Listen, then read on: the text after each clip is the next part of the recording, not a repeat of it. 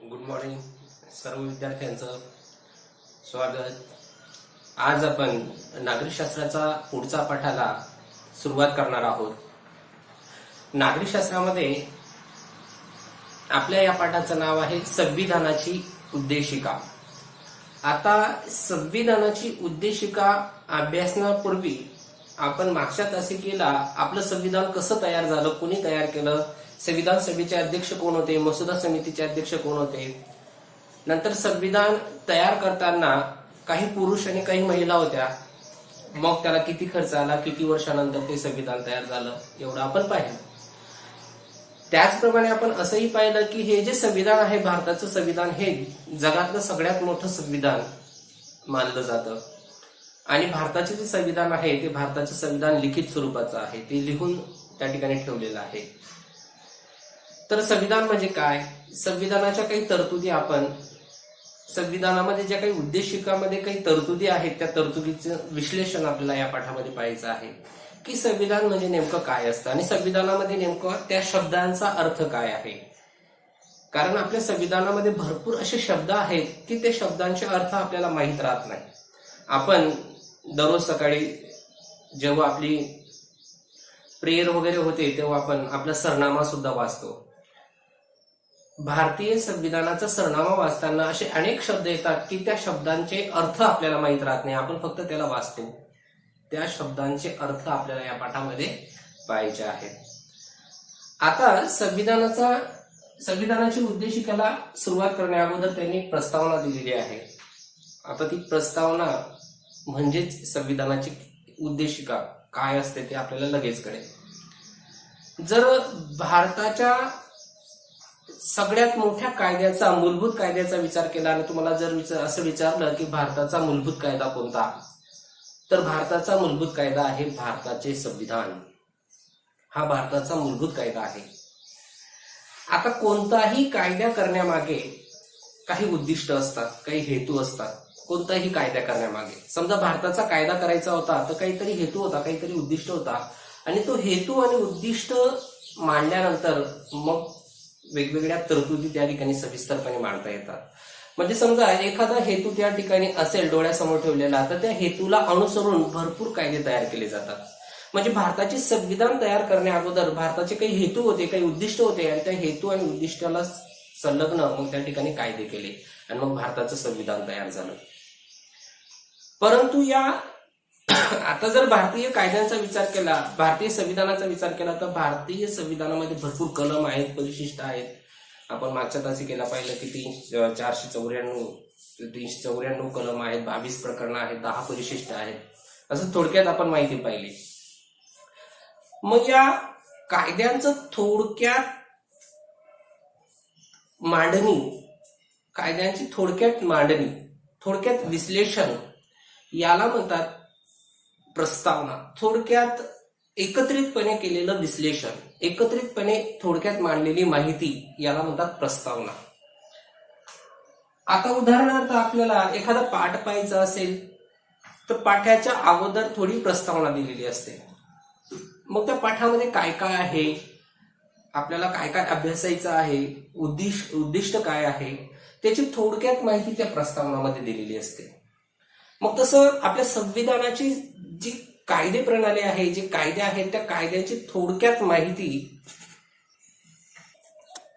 तर प्रस्तावनामध्ये त्या पाठाची थोडक्यात मांडणी केलेली असते. अगदी त्याचप्रमाणे भारताच्या संविधानामध्ये जेवढे काही कायदे आहेत त्या कायद्याची एकत्रितपणे सुसंगत रीतीने केलेली मांडणी, एकत्रितपणे सुसंगतपणे केलेली मांडणी म्हणजेच प्रस्तावना. आणि प्रस्तावनाला दुसरा शब्द आहे उद्देशिका. प्रस्तावनाला दुसरा शब्द आहे उद्देशिका. ही आहे संविधानाची उद्देशिका. संविधानाची उद्देशिका म्हणजेच काय की आपलं जे संविधान आहे, संविधानामध्ये जे कलम आहे, जे काही परिशिष्ट आहेत, त्याची थोडक्यात मांडणी जी केलेली आहे, त्या केलेल्या मांडणीला संविधानाची उद्देशिका असे म्हणतात. संविधानाची उद्देशिकेला अजून एक शब्द आहे बघा, 2 शब्द पाहिले आपण, प्रस्तावना, उद्देशिका. अजून एक शब्द आहे प्रास्ताविक. प्रास्ताविक सुद्धा या संविधानाच्या उद्देशिकेला म्हणतात. आणि अजून एक शब्द आहे संविधानाचा सरनामा. संविधानाचा सरनामा. तर असे हे वेगवेगळे शब्द या संविधानाच्या उद्देशिकेला केलेले आहेत. कोणकोणते? तर संविधानाच्या उद्देशिकेला प्रस्तावना पण म्हणतात. कारण आपल्या संविधानामध्ये जेवढे काही कायदे आहेत, जेवढे काही कलम आहेत, त्या कलमांची थोडक्यात मांडणी त्या ठिकाणी केलेली आहे.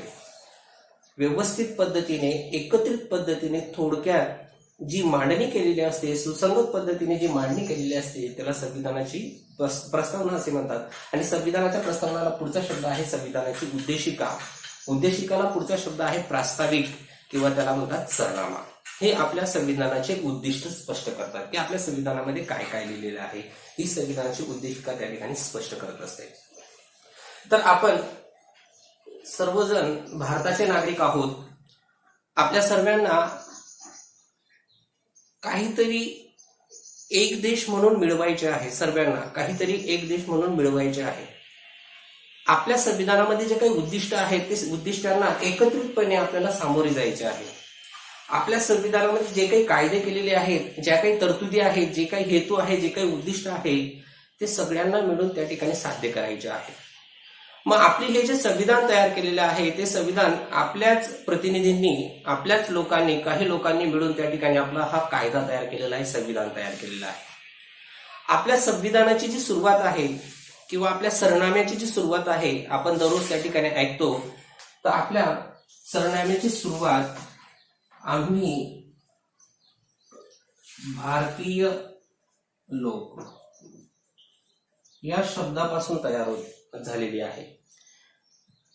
तर आम्ही भारताचे लोक, भारतीय लोक, त्या ठिकाणी सरनाम्याला सुरुवात होते. आणि भारतीय लोकांच्या पुढे म्हणजेच आम्ही भारतीय लोकांच्या समोर मग त्या ठिकाणी अनेक संज्ञा दिलेल्या आहेत. जसं की सार्वभौम, समाजवादी, धर्मनिरपेक्ष, लोकशाही, गणराज्य घडवण्याचा, असा हा आपला सरनामा आहे. मग ह्या ज्या संज्ञा आहेत, सार्वभौम म्हणजे काय, समाजवादी म्हणजे काय, धर्मनिरपेक्ष म्हणजे काय, लोकशाही म्हणजे काय, गणराज्य म्हणजे काय, कुणाला म्हणतात, या संज्ञांची थोडक्यात विश्लेषण आपल्याला या पाठामध्ये पाहायचं आहे. कारण आपला जो सरनामा आहे त्या सरनामामध्ये जे शब्द दिलेले आहेत सार्वभौम, आपण दररोज त्या ठिकाणी आपली प्रस्तावना, आपला सरनामा त्या ठिकाणी म्हणतो की आम्ही भारताचे लोक, सार्वभौम, गणराज्य घडवण्याचा, स्वातंत्र्य, समता, बंधुता, न्याय, असे शब्द आपण दररोज म्हणतो. पण जर कधी कुणी तुम्हाला विचारलं की सार्वभौम म्हणजे काय, गणराज्य म्हणजे काय, धर्मनिरपेक्ष म्हणजे काय, तर त्याचा अर्थ तुम्हाला सांगता यायला पाहिजे, त्याचं विश्लेषण तुम्हाला कळायला पाहिजे. म्हणून आपल्याला या पाठामध्ये पाहायचं आहे संविधानाच्या उद्देशिकेमध्ये जे काही हेतू दिलेले आहेत, जे काही उद्दिष्ट दिलेले आहेत, ज्या काही संज्ञा दिलेल्या आहेत, त्या संज्ञांचं विश्लेषण आपल्याला या पाठामध्ये बघायचं आहे. तर आम्ही भारताचे लोक, सार्वभौम. आता आपण एक एक संकल्पना बघू. पहिले सार्वभौम बघू, नंतर समाजवादी, नंतर धर्मनिरपेक्ष, नंतर लोकशाही, नंतर गणराज्य म्हणजे काय, असं एक एक विश्लेषण आपल्याला या पाठामध्ये व्हायचं आहे. तर पहिला मुद्दा आहे आपला सार्वभौम राज्य. पहिला मुद्दा आहे सार्वभौम राज्य. आता सार्वभौम राज्य कुणाला म्हणतात? सार्वभौम, सर्व जनतेच्या हाती, सार्वभौम, सर्व जनतेच्या हाती आपल्या देशाचा राज्यकारभार असणे याला म्हणतात सार्वभौम, सर्व जनतेच्या हाती. आता उदाहरणार्थ आपल्या या देशाचा राज्यकारभार कुणाच्या हाती आहे? तर तुम्हाला असा प्रश्न पडत असेल, आपल्या हाती थोडी, काही लोक त्या ठिकाणी राज्य चालवत आहेत, पण ते लोकांना कोणी निवडून दिलेलं आहे? आपण निवडून दिलेलं आहे. याचा अर्थ आपल्या देशाचा राज्यकारभार कुणाच्या हाती आहे? आपल्या हाती आहे. सार्वभौमाच्या संकल्पना अभ्यासण्यापूर्वी आपण थोडंसं भूतकाळात जाऊ. जर तुम्हाला असा प्रश्न विचारला की भारतावर कुणाचं राज्य होतं, तर साहजिकच काय सांगणार तुम्ही? भारतावर ब्रिटिशांचं राज्य होतं, इंग्रजांचं राज्य होतं.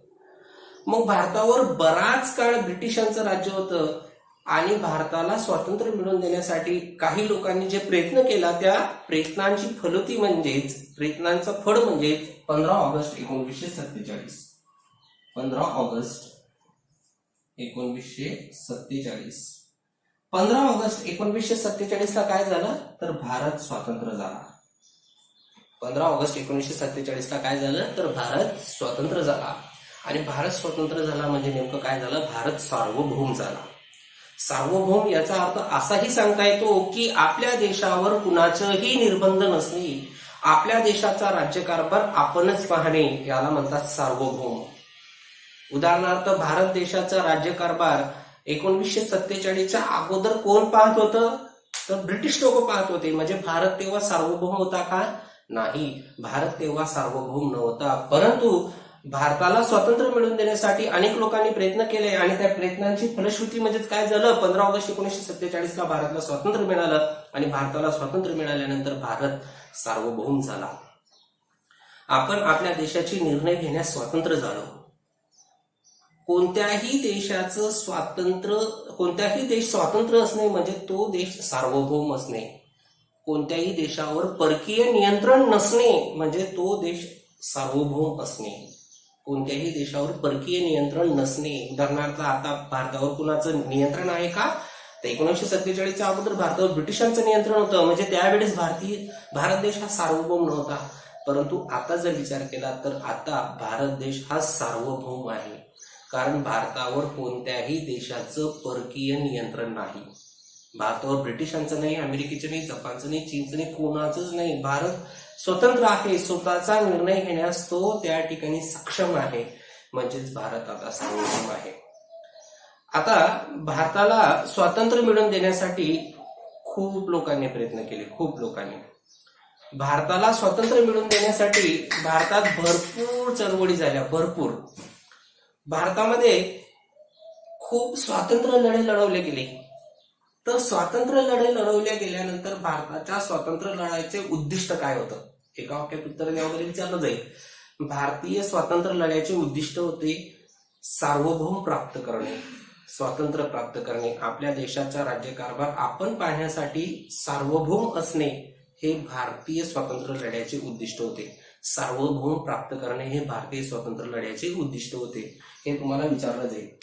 भारतीय स्वातंत्र्य लढ्याचे उद्दिष्टे कोणते तर भारतीय स्वातंत्र्य लढ्याचे उद्दिष्ट आहे सार्वभौम राज्य प्राप्त करणे. सार्वभौम प्राप्त करणे हे भारतीय स्वातंत्र्य लढ्याचे उद्दिष्ट होते. मग 15 ऑगस्ट 1947 भारताला स्वातंत्र्य मिळालं. भारताला स्वातंत्र्य मिळाल्यानंतर सगळी सत्ता भारताच्या हाती आली आणि भारत हा लोकशाही सार्वभौम राज्य झाला. म्हणजे आपल्या देशाचा राज्यकारभार आपण पाहण्यासाठी त्या ठिकाणी सक्षम झालो. मग आता आपण आपल्या देशाचा राज्यकारभार पाहतो. कायदे कसे करावे, कायद्यांची अंमलबजावणी कशी करावी हे लोकांच्या हाती असते. मग लोकांच्या हाती असते म्हणजे आपण त्याने कायदे करतो का असं जर विचारलं तर हो, आपण स्वतः त्या ठिकाणी कायदे करतो. आपण आपल्या देशाचा राज्यकारभार चालवतो. परंतु सर्व लोक एकत्र ठिकाणी येऊ शकत नाही. त्यामुळे काय होतं की ठराविक कालावधीनंतर निवडणूक होतात आणि निवडणूक झाल्यानंतर मग त्या ठिकाणी आपण आपल्यामधून काही प्रतिनिधी निवडून देतो आणि आपल्यामधून जे काही प्रतिनिधी निवडून दिले जातात मग ते कायदे करतात आणि कायद्यांची अंमलबजावणी करतात. याचाच अर्थ आपल्यामधलेच ते लोक आहेत, आपणच त्यांना निवडून दिलेले आहेत. म्हणून आपल्यामधून निवडून दिलेले काही लोक कायदे पण करतात आणि कायद्याची अंमलबजावणी पण करतात. याचा अर्थ आपण आपल्या देशाचा राज्यकारभार स्वतः पाहतो. आपण इतर देशांचे जे कायदे आहेत ते कायद्यांनुसार राज्यकारभार करतो का नाही, किंवा इतर देशाचे लोक आपल्या देशात येऊन राज्यकारभार करतात का नाही. आपल्याच देशाचे लोक, आपल्यामधूनच निवडून गेलेले लोक त्या ठिकाणी कायदे करत असतात. मग ते कायदे केल्यानंतर त्या कायद्यांची अंमलबजावणी पण करत असतात.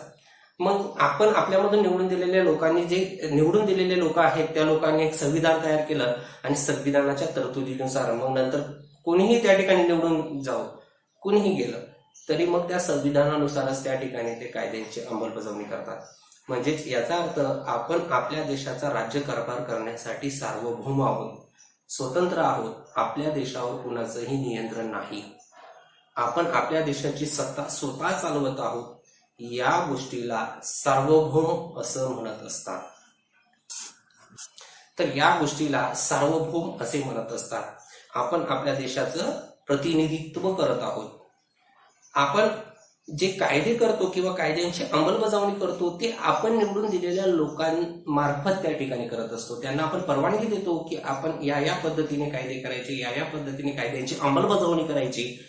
तर अशा प्रकारे त्या परवानगीला अनुसरूनच त्या ठिकाणी ते लोक आपल्या देशाचा राज्यकारभार करत असतात. तर अशा प्रकारे या संकल्पनेला म्हणतात सार्वभौम असणे. सार्वभौम म्हणजे काय? स्वतःची सत्ता स्वतःच्या हाती असणे, कोणत्याही देशाचं परकीय नियंत्रण आपल्या देशावर नसणे, आपल्या देशाचा राज्यकारभार लोकांनी निवडून दिलेल्या प्रतिनिधींमार्फत चालणे, याला म्हणतात सार्वभौम असणे. आता आपल्याला पुढची संकल्पना बघायची आहे, समाजवादी म्हणजेच काय. तर बघा, एक एक शब्द पाहणार आहोत आपण. सार्वभौम, समाजवादी, धर्मनिरपेक्ष, लोकशाही, गणराज्य. नंतर मग भारताची काही उद्दिष्ट आहेत, स्वातंत्र्य, समता, न्याय, बंधुता, ते आपल्याला पाहायचं आहे. तर आता आपल्याला पाहायचं आहे पुढचं, समाजवादी म्हणजे काय. दुसरी संकल्पना, समाजवादी राज्य.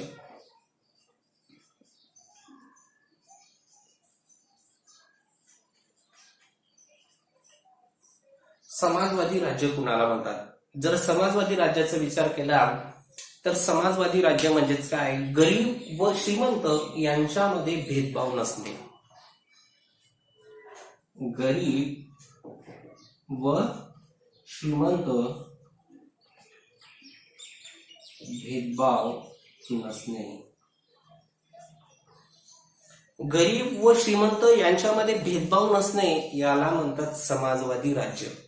जर भारताचा विचार केला तर भारतामध्ये गरीब व श्रीमंती यांच्यामध्ये जास्त दरी नाही. खूप काही लोक श्रीमंत आहेत आणि खूप काही लोक गरीब आहेत असं नाही. ती दरी भरून काढण्याचा प्रयत्न या समाजवादी राज्यामध्ये केला जातो. म्हणजे भारत हा समाजवादी देश आहे, समाजवादी राज्य आहे. म्हणजेच भारतामध्ये गरीब आणि श्रीमंत यांच्यात भेदभाव केला जात नाही. आपली जी सार्वजनिक संपत्ती आहे त्या सार्वजनिक संपत्तीवर जेवढा हक्क श्रीमंत लोकांचा आहे तेवढाच हक्क गरीब लोकांचा आहे. सार्वजनिक संपत्ती, उदाहरणार्थ बस, रेल्वे, कोणतंही बघा तुम्ही, वीज निर्मिती बघा, काय गरीब लोक पण वीज वापरतात, श्रीमंत लोकही वीज वापरतात. गरीब लोक सुद्धा एसटी मध्ये प्रवास करतात, श्रीमंत लोक सुद्धा करतात. गरीब लोक सुद्धा रेल्वेमध्ये प्रवास करतात, श्रीमंत लोक सुद्धा करतात. म्हणजे आपली जी काही सार्वजनिक संपत्ती आहे, नैसर्गिक संपत्ती आहे, त्या नैसर्गिक संपत्तीवर, सार्वजनिक संपत्तीवर जेवढा श्रीमंत लोकांचा हक्क आहे तेवढा गरीब लोकांचा सुद्धा हक्क आहे. म्हणजेच आपल्या देशामध्ये गरीब व श्रीमंत यांच्यात दरी नाही, यांच्यात भेदभाव नाही. म्हणून भारत देश समाजवादी राज्य आहे. समाजवादी याचा अर्थ आहे गरीब व श्रीमंत यांच्यामध्ये कोणत्याही प्रकारची दरी नसणे, यांच्यामध्ये कोणत्याही प्रकारचा भेदभाव नसणे, याला म्हणतात समाजवादी राज्य. म्हणजे भारत देश समाजवादी राज्य आहे. नंतर संपत्तीचं केंद्रीकरण ठराविक लोकांकडे होऊ नये. म्हणजेच काय की ठराविक लोक श्रीमंत होऊ नयेत आणि ठराविक लोक गरीब होऊ नयेत, याची काळजी समाजवादी राज्यामध्ये केली जाते. आता जर कधी विचार केला, जर इतर देशांचा विचार केला तर इतर देशांमध्ये गरीब श्रीमंती हा दरी खूप आहे, कुणीही कितीही संपत्ती घेऊ शकतं. पण भारतामध्ये काळजी घेतली जाते की आपल्या संपत्तीचं केंद्रीकरण ठराविक लोकांकडे होऊ नये. म्हणजे ठराविक लोक खूप श्रीमंत होऊन जातील आणि ठराविक लोक गरीबच राहून जातील, असं होऊ नये अशी काळजी समाजवादी राज्यामध्ये केली जाते. मग भारतामध्ये पण केली जाते, कारण भारत हा समाजवादी राज्य असलेला देश आहे. म्हणजे संपत्तीचं समान वाटप असायला पाहिजे, गरीब श्रीमंती ही दरी कमी असायला पाहिजे, असा प्रयत्न 1947 नंतर जेव्हा भारताचे पहिले प्रधानमंत्री पंडित जवाहरलाल नेहरू झाले तेव्हा त्यांनी समाजवादी राज्य निर्माण करण्याचा खूप प्रयत्न केला. त्यांनी काय केलं होतं, जे सावकार लोक होते किंवा ज्यांच्याकडे भरपूर जमीनदार लोक होते, जमिनी होत्या, त्या जमिनी त्यांनी जप्त केल्या आणि गरीब लोकांना मोफत वाटल्या होत्या. म्हणजे संपत्तीचं समान वाटप करण्याचा त्यांनी प्रयत्न केला होता. कारण का, भारतामध्ये त्यांना गरीब आणि श्रीमंत अशी दरी निर्माण करायची नव्हती. भरपूर जमीन आहे शासनामार्फत. तुम्ही तुमच्या आजोबांना विचारू शकता की आपली जमीन ही आपल्या वडील पार्लोजीत आहे की आपल्याला शासनाकडून मिळालेली आहे. तर काही लोकांना शासनाकडून पण मिळालेली आहे, गरीब लोकांना. म्हणजेच गरीब व श्रीमंत ही दरी निर्माण कमी करण्यासाठी असा हा प्रयत्न केला गेला होता समाजवादी राज्यामध्ये. म्हणजे भारताला समाजवादी राज्य निर्माण करण्यासाठी खूप प्रयत्न केले गेले आणि मग भारत हा समाजवादी राज्य झाला. समाजवादीमध्ये जर विचारलं समाजवादी राज्य म्हणजेच काय, तर गरीब व श्रीमंत यांच्यामध्ये कोणत्याही प्रकारचा भेदभाव न करता, यांच्यामध्ये कोणतीही प्रकारची दरी निर्माण न करता आपलं समानतेने राज्यकारभार करणे याला समाजवादी राज्य असे म्हणत असतात. आता पुढची संकल्पना आहे धर्मनिरपेक्ष. आता धर्मनिरपेक्ष राज्य म्हणजेच काय, आपल्या उद्देशिकेमध्ये आपल्या सरनाम्यामध्ये असं म्हटलेलं आहे, सार्वभौम समाजवादी धर्मनिरपेक्ष गणराज्य घडून आणण्याचा, लोकशाही गणराज्य घडून आणण्याचा. मग धर्मनिरपेक्ष आपल्या उद्देशिकेमध्ये आपलं उद्दिष्टच असं म्हटलेलं आहे, आपल्या उद्देशिकेमध्ये जसं म्हटलेलं आहे, आपल्या सरनाम्यामध्ये जसं म्हटलेलं आहे की भारत देश हा धर्मनिरपेक्ष असलेला देश राहील. भारत हे राज्य धर्मनिरपेक्ष असलेलं राज्य राहील. मग धर्मनिरपेक्ष म्हणजेच काय की सर्व धर्मांना समानतेचा दर्जा असणे. जर तुम्ही इतर देशांचा विचार केला, आपल्या जगामध्ये भरपूर देश आहेत, त्या देशाने ठराविक असा धर्म त्या देशासाठी स्वीकारलेला आहे. भरपूर देशांनी, कोणी ख्रिश्चन धर्म स्वीकारलेला आहे, कोणी मुस्लिम धर्म स्वीकारलेला आहे. त्या देशाने त्यांच्या धर्मानुसार त्या ठिकाणी ते राज्य स्वीकारलेले आहे की आमचा देश या धर्माचा असेल. पण भारत असा देश आहे की भारत या देशाने कोणत्याही धर्माचा स्वीकार केलेला नाही. भारत हे धर्मनिरपेक्ष राज्य आहे, धर्मनिरपेक्ष असा देश आहे. जगामध्ये असा कोणताच देश नसेल की त्या देशामध्ये भरपूर धर्माचे लोक एकत्रित राहत असतील, पण भारत असा आहे की भारतामध्ये जवळजवळ जगातले सगळे धर्माचे लोक एकत्रित सुखरूप नांदताना आपल्याला दिसून येत आहे, एकत्रित राहताना आपल्याला दिसून येत आहे. कारण आपला देश हा धर्मनिरपेक्ष देश किंवा धर्मनिरपेक्ष राज्य आपल्याला मानता येतं. धर्मनिरपेक्ष देशामध्ये कोणत्याही एका धर्माला त्या ठिकाणी कोणत्याही एका धर्माला राज्याचा धर्म मानता येत नाही. कोणत्याही एका धर्माला राज्याचा धर्म मानता येत नाही किंवा त्या देशाचा धर्म मानता येत नाही की आमच्या देशाचा धर्म हिंदू आहे, मुस्लिम आहे, ख्रिश्चन आहे. जर असं राहिलं असतं तर या शब्दाचा अर्थच राहिला नसता की सर्व धर्मांना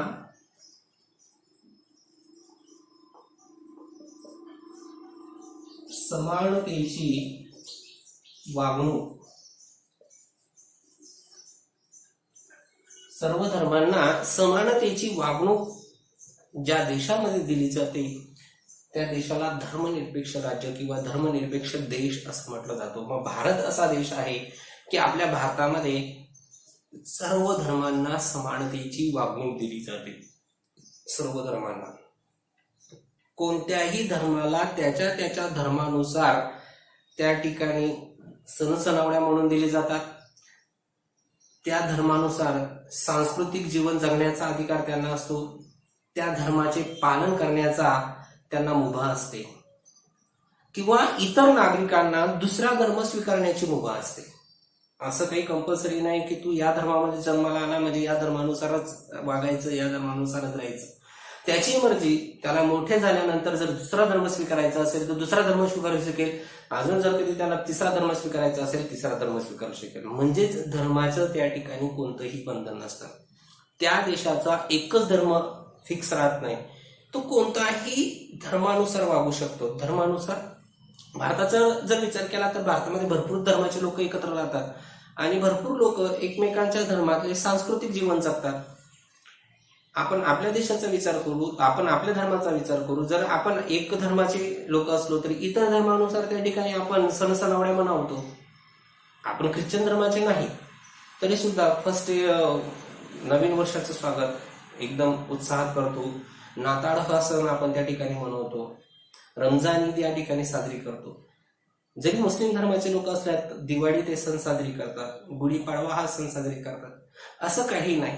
त्या धर्माचं पालन करण्याचा हक्क त्या राज्यामध्ये, त्या देशामध्ये, आपल्या देशामध्ये आहे. असं काही नाही. आपण आपल्या देशामध्ये जरी विशिष्ट धर्माचे लोक असलो तरी इतर धर्मांचा आपण त्या ठिकाणी स्वागत करत असतो, त्यांच्यानुसार त्या ठिकाणी वागत असतो, त्या ठिकाणी त्यांच्या सण सणावण्या मनवत असतो. म्हणजेच आपला देश हा धर्मनिरपेक्ष देश आहे. आपल्या देशामध्ये भरपूर धर्माचे लोक एकत्र नांदतात आणि आपल्या देशामध्ये कोणत्याही एका धर्माला आपल्या राज्याचा धर्म मानलेला नाही. प्रत्येक धर्माला समानतेची वागणूक भारतामध्ये दिली जाते. त्या धर्माचं पालन करण्याचा हक्क त्या व्यक्तींना आपल्या देशामध्ये आहे. म्हणजे भारत देश हा धर्मनिरपेक्ष देश आहे. आता पुढची संकल्पना आहे लोकशाही राज्य. चौथं, लोकशाही. लोकशाही राज्य खूप महत्वाचं आहे. का महत्वाचं आहे बघा, भारतामध्येच काय की जगामध्ये सुरुवातीला राजेशाही पद्धत होती, हळूहळू राजेशाही पद्धत नष्ट झाली. काही देशांमध्ये हुकुमशाही निर्माण झाली आणि काही देशांमध्ये लोकशाही निर्माण झाली. तुम्ही 8वीला गेल्यानंतर कळेल तुम्हाला की लोकशाहीची स्थापना कोणत्या देशापासून झाली. अमेरिकेपासून, नंतर मग फ्रेंच राज्यक्रांती झाली आणि फ्रान्सपासून मग प्रसार व्हायला सुरुवात झाली, असं आपल्याला आहे. पुढे लोकशाही याचा अर्थ आहे त्या देशाचा राज्यकारभार चालवण्याचा हक्क लोकांच्या हाती असणे. लोकशाही लोकांनी लोकांसाठी लोकांकरता चालवलेलं राज्य म्हणजे लोकशाही राज्य. जर भारताचा विचार केला तर भारत हा देश लोकशाही गणराज्य असणारा देश आहे. लोकशाही आहे आपल्या भारतामध्ये. लोकशाही म्हणजेच काय की भारताचा राज्यकारभार लोकच चालवतात. लोकांनी तयार केलेलं जे शासन आहे, लोकांनी निवडून दिलेलं जे शासन आहे, त्या शासनाला जो राज्यकारभार चालवावा लागतो तो जनतेच्या सांगण्यानुसार, जनतेच्या म्हणण्यानुसार, लोकांच्या सांगण्यानुसार करावा लागतो. लोक जसं सांगतात त्या लोकांच्या सांगण्यानुसार ते लोक त्या ठिकाणी राज्यकारभार करत असतात. मग लोकांसाठी लोकांसाठी चालवलेलं जे राज्य आहे त्याला लोकशाही असे म्हणतात. मग लोकशाही हे राज्य चालवताना तर लोकशाही याचा अर्थ असा आहे की त्या देशाचा राज्यकारभाराची सत्ता कुणाच्या हाती असणे, लोकांच्या हाती असणे, याला म्हणतात लोकशाही राज्य.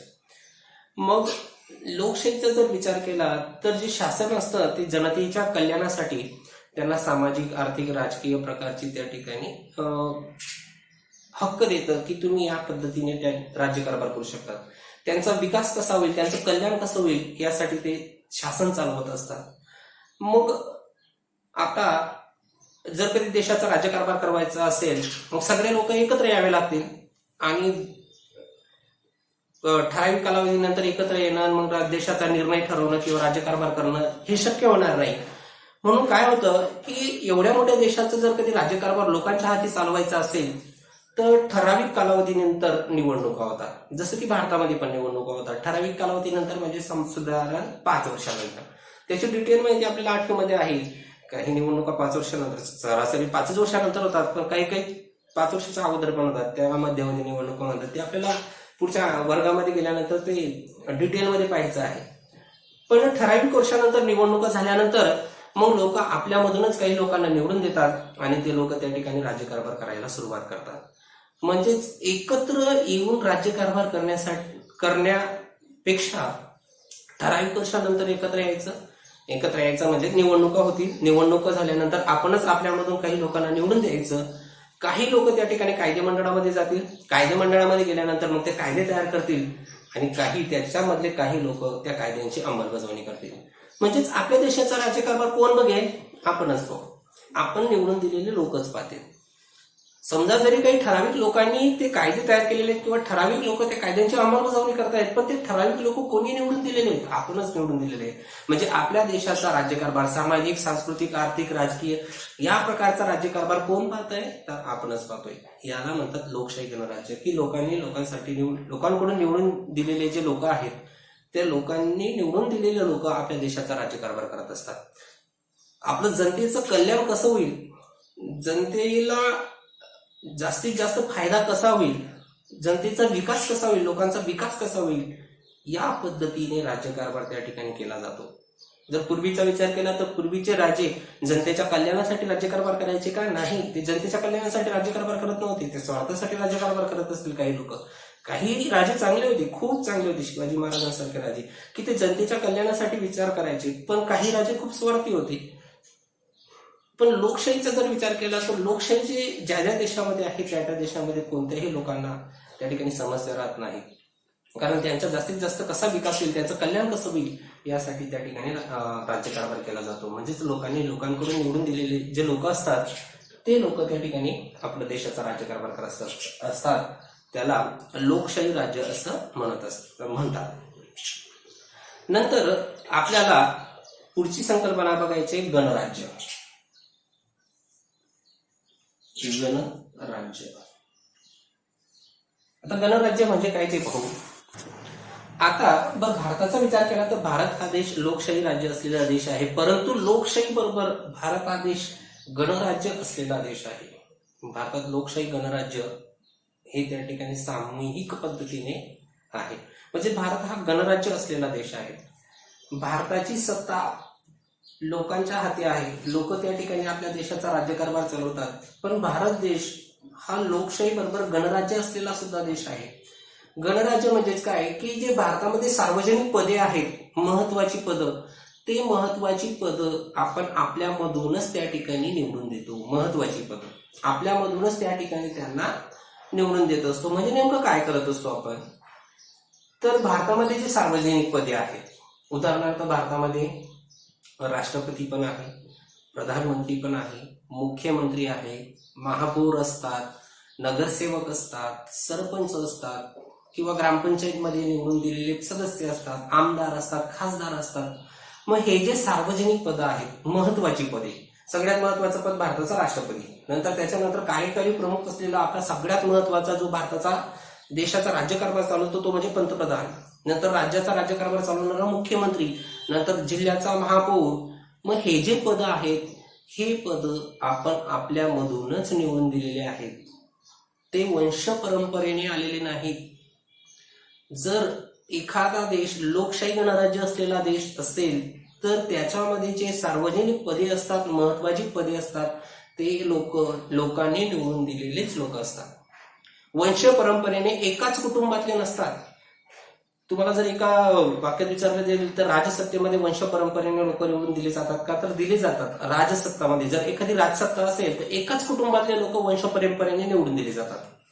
तुम्ही आताही बघा, जरी लोकशाही असेल इंग्लंडमध्ये तरी तिथला जो राजा आहे तो वंश परंपरेने निवडून दिले जातात. म्हणजे त्यांचा मुलगा राजा, त्यांचा मुलगा राजा. जरी त्याला एवढं महत्व नसतं आताच्या कालावधीमध्ये, जुन्या कालावधीमध्ये खूप होतं, आताच्यामध्ये पण महत्व आहे पण जास्त नाही, तरी तो राजा लोकांनी निवडून दिलेला नसतो, तो वंश परंपरेने त्या ठिकाणी असतो. त्याच्या राणी आहेत, व्हिक्टोरिया राणी, एलिझाबेथ राणी, ते वंश परंपरेने आलेले आहेत.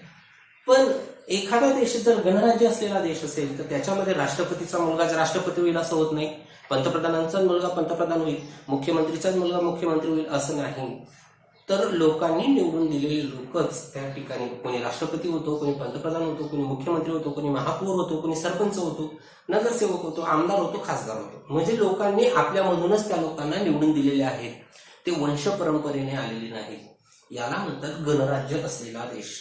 गणराज्य म्हणजे काय, सार्वजनिक पदे लोकांकडून निवडून देणे, याला म्हणतात गणराज्य असलेला देश. मग भारत हा गणराज्य असलेला देश आहे. भारतामध्ये जे काही सार्वजनिक महत्वाचे, अतिमहत्वाचे पद आहेत ते पद आपणच त्या ठिकाणी निवडून दिलेले आहेत. जर एखाद्या देशामध्ये राजसत्ता असेल तर राजसत्तेमध्ये लोकांकडून ते पद निवडून दिले जात नाही, तर वंश परंपरेने ते एकाच कुटुंबातले लोक असतात. पूर्वीचे जे राजे असायचे, राजसत्ताक होती देशामध्ये, आपल्या देशामध्ये, ते राजसत्ताकमध्ये त्यांचीच मुलं त्या ठिकाणी आपल्या देशाचा राज्यकारभार चालवायची. म्हणजे लोकांमधून ते गेलेले नसायचे. पण गणराज्यामध्ये तसं राहत नाही. तर गणराज्यामध्ये लोकांमधून हे सार्वजनिक पदे निवडून दिली जातात आणि सार्वजनिक लोक, सार्वजनिक पदे असलेले लोक आपल्या देशाचा राज्यकारभार पाहतात. ते याला म्हणतात गणराज्य असलेला देश. आपण आता या तासिकेमध्ये काय काय पाहिलं की भारत या देशामध्ये जो सरनामा आहे, जी उद्देशिका आहे, जी प्रास्ताविका आहे किंवा जी प्रस्तावना आहे, संविधानाची उद्देशिका, त्याच्यामध्ये जे काही उद्दिष्ट आहे, जे महत्वाची संज्ञा आहे, त्या संज्ञांचं विश्लेषण, जसं की भारतामध्ये सार्वभौम म्हणजेच काय, आपल्या देशाचा राज्यकारभार आपण चालवणे, कोणत्याही देशाचं परकीय नियंत्रण नसणे, सार्वभौम. समाजवादी म्हणजेच काय, गरीब व श्रीमंत यांच्यामध्ये कोणताही भेदभाव नसणे, जे पाहिलं. नंतर आपण पाहिलं धर्मनिरपेक्ष राज्य, की भारतामध्ये कोणत्याही धर्माला जास्त महत्व नाही किंवा कोणत्याही धर्माला कमी महत्व नाही, सर्व धर्मांना समानतेचा हक्क त्या ठिकाणी दिला आहे, त्याला म्हणतात धर्मनिरपेक्ष राज्य. नंतर लोकशाही राज्य, लोकांकडून चालवलेलं राज्य म्हणजे लोकशाही राज्य पाहिलं. आणि गणराज्य, सार्वजनिक पदे लोकांकडून निवडून दिली जातात, ते सुद्धा पाहिलं. नंतर याचबरोबर आपल्या संविधानामध्ये काही मूल्य दिलेले आहेत, 3 मूल्य दिलेले आहेत. उदाहरणार्थ न्याय, स्वातंत्र्य, समता यांचं विश्लेषण. नंतर बंधुता म्हणजे काय ते सुद्धा आपल्याला पाहिजे. तर पुढच्या तासिकेमध्ये आपण ते पाहणार आहोत. धन्यवाद.